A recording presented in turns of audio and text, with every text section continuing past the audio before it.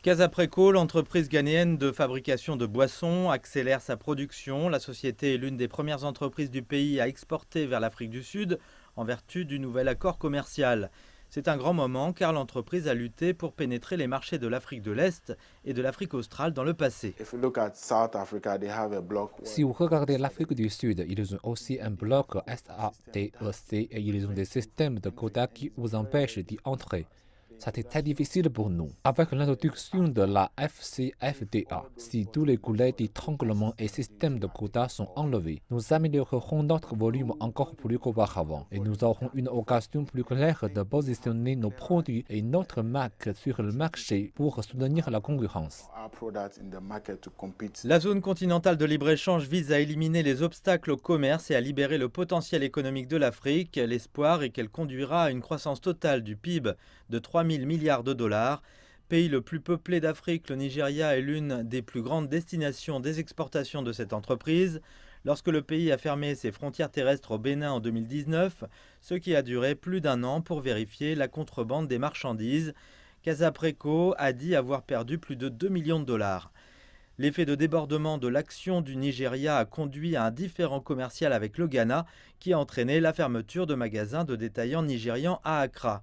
Le Nigeria a rouvert ses frontières juste à temps pour la mise en œuvre de l'AFCFTA et les entreprises espèrent continuer à commercer dans le pays.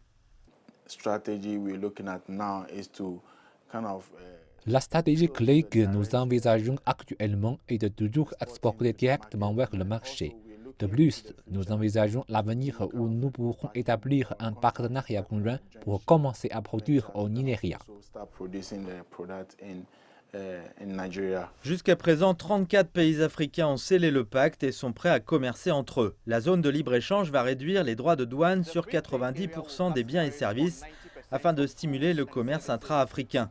Les entreprises comme Casapreco trouvent maintenant des moyens de rendre leurs produits plus compétitifs avec d'autres marques africaines qui pourraient inonder le marché ghanéen à mesure que l'AFCFTA entre en vigueur. Le gouvernement ghanéen a dit qu'il essayait de sensibiliser le public à la façon dont les entreprises peuvent tirer parti de la zone continentale de libre-échange africaine. Néanmoins, les experts affirment qu'il reste encore beaucoup à faire pour réaliser le plein potentiel de l'accord commercial. Et nous devons également contribuer à renforcer la capacité des entreprises à être compétitives. C'est là que nous devons encore nous engager sur la façon dont nous pouvons aider nos entreprises individuelles à vraiment faire des affaires intéressantes, à prendre de l'expansion et à fonctionner d'une manière qui leur permette de produire à grande échelle, pour que le coût unitaire soit inférieur et qu'ils puissent exporter vers le marché africain. Des entreprises comme Casapreco veulent que le gouvernement réduise également les taux des prêts.